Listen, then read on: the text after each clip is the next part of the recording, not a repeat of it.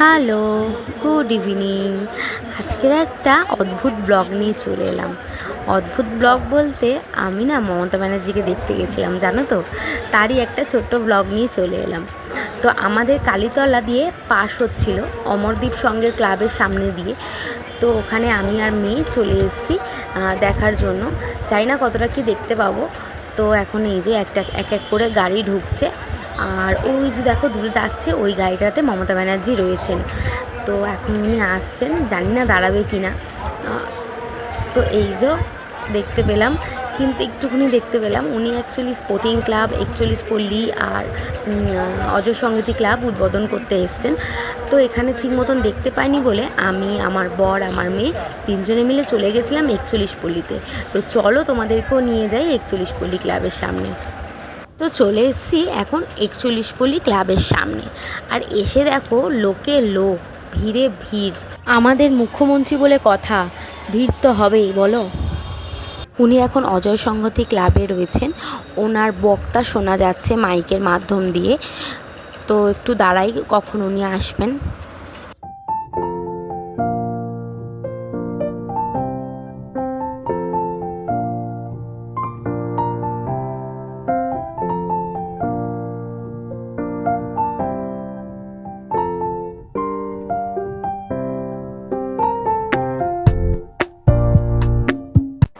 তো ওই যে তোমরা দূরে দেখতে পাচ্ছ, উনি হেঁটে আসছেন আমাদের মাঝে রাস্তা দিয়ে।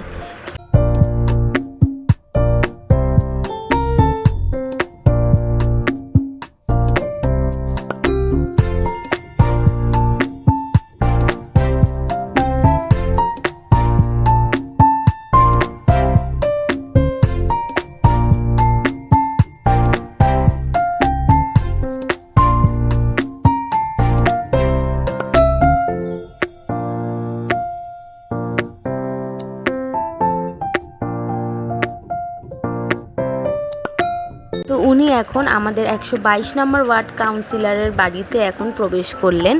তো এখন আমরা সবাই দাঁড়িয়ে রয়েছি।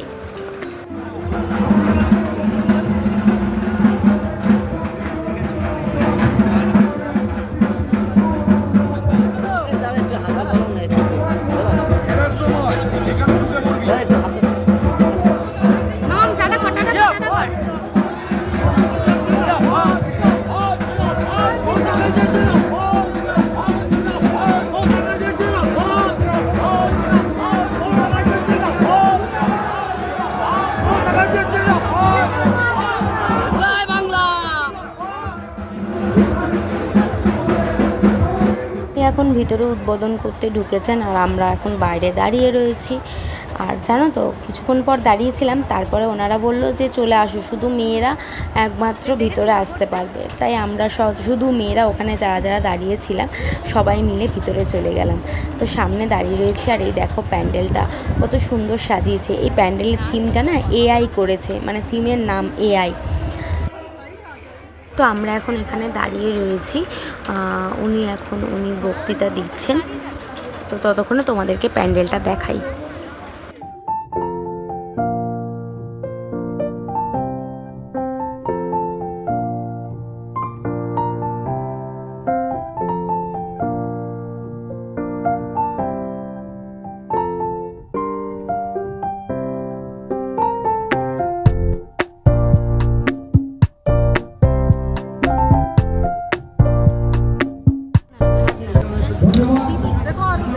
দিদি দিদি দিদি বাবু দিদি আর্টিস্ট হাত।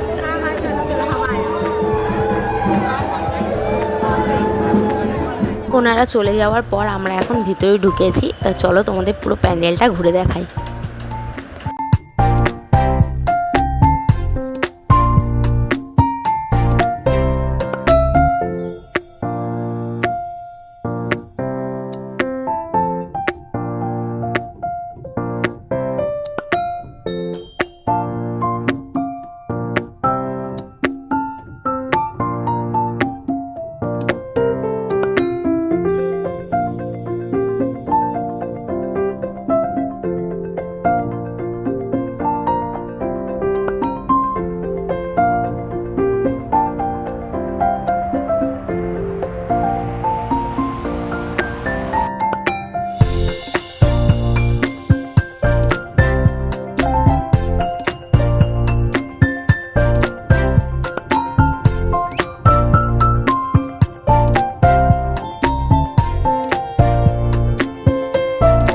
তাহলে এখানেই আজকে ব্লগটা শেষ করছি। ভালো লাগলে লাইক কমেন্ট শেয়ার করে দিও। দেখা হচ্ছে নতুন এক কোনো ব্লগে।